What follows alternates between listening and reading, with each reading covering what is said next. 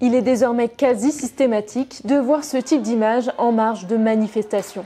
L'usage du gaz lacrymogène fait partie du schéma de maintien de l'ordre en France. Pour les forces de l'ordre, il présente un intérêt tactique, mais il est aussi régulièrement décrié pour ses impacts sur la santé. Alors faut-il continuer d'utiliser le gaz lacrymogène ?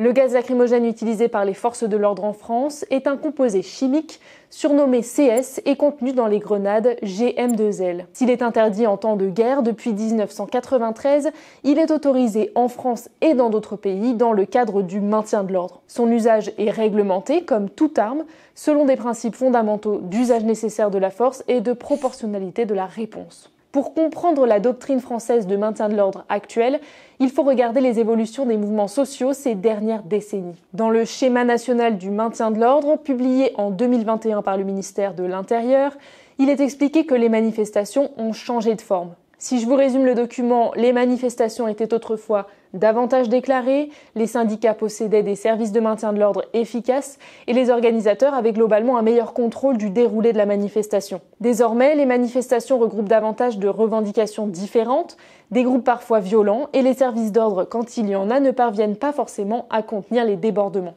Les forces de l'ordre dénoncent également des groupes de manifestants qui les prennent pour cible directement et la présence de casseurs parmi les manifestants. Dans ce contexte de complexification des mobilisations sociales, le schéma de maintien de l'ordre redit l'intérêt de l'emploi des moyens et des armes de force intermédiaires. C'est de cette catégorie que font partie les gaz lacrymogènes sous la forme donc de grenades GM2L. Mais la doctrine de maintien de l'ordre s'appuie notamment sur deux principes fondamentaux, la mise à distance des manifestants et l'usage de la force en cas d'absolue nécessité de façon graduée et toujours réversible.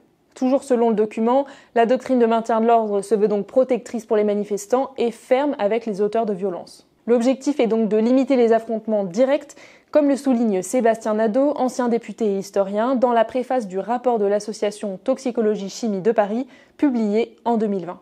La doctrine du maintien de l'ordre a connu une forte inflexion à la mort de Malik Oussekine en 1986. La stratégie devient celle de l'évitement des heurts physiques, la limitation des risques humains, faisant en contrepartie peu de cas des dégâts matériels. Les techniques de dispersion des manifestants, en particulier les usages de lacrymogènes, sont donc devenues essentielles.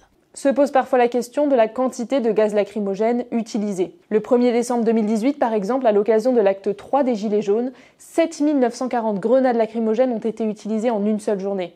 Le 25 mars 2023 à Sainte-Soline, c'était 5 015. Cet usage parfois massif des gaz lacrymogènes pose question, notamment lorsqu'il est question d'effets physiques et sanitaires. Frédéric Le Guillou, pneumologue et président de l'association Santé Respiratoire France, nous explique les principaux symptômes.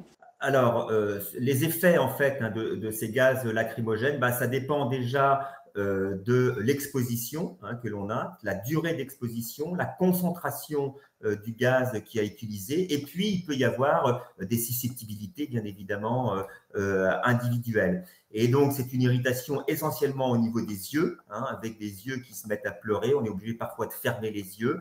On peut tousser pour une irritation au niveau des voies aériennes, et puis on peut également avoir une atteinte cutanée, parfois aussi, suivant l'exposition qu'il y a. Ça, c'est sur les actions à court terme.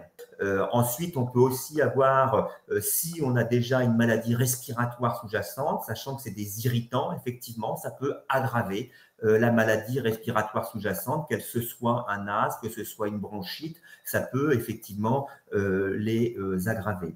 C'est quand même rare d'avoir des conséquences sur le long terme, puisque quand on est exposé à ça, généralement, on s'en détache le plus rapidement possible. Il y a plus de risques des bus et des fumées des bus qui ont été incendiés sur la rocade de Rennes, qui peuvent engendrer des conséquences sur la santé, y compris des gens qui les ont déclenchés, plus que des gaz eux-mêmes. Parce que là, il y a une vraie combustion et il y a des particules fines, etc., qu'il n'y a pas forcément avec ces gaz.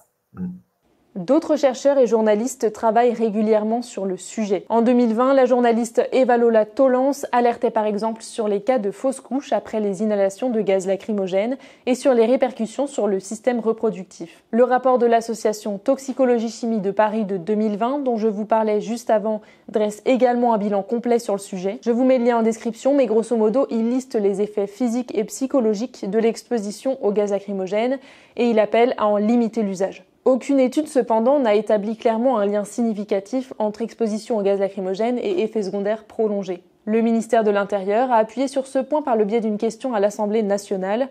Parmi les policiers chargés du maintien de l'ordre, régulièrement soumis à une exposition des produits lacrymogènes, la médecine de prévention du ministère n'a eu à connaître d'aucune remontée significative qui pourrait évoquer un lien direct entre l'exposition au gaz lacrymogène et certaines pathologies chroniques ou évolutives possibles. Pour les autorités, en tout cas, la nocivité des gaz lacrymogènes n'est pas suffisamment démontrée pour se priver d'un tel atout en maintien de l'ordre. Pour suivre toute l'info, n'hésitez pas à vous abonner à notre chaîne YouTube et à nous suivre sur notre site internet ouest-france.fr.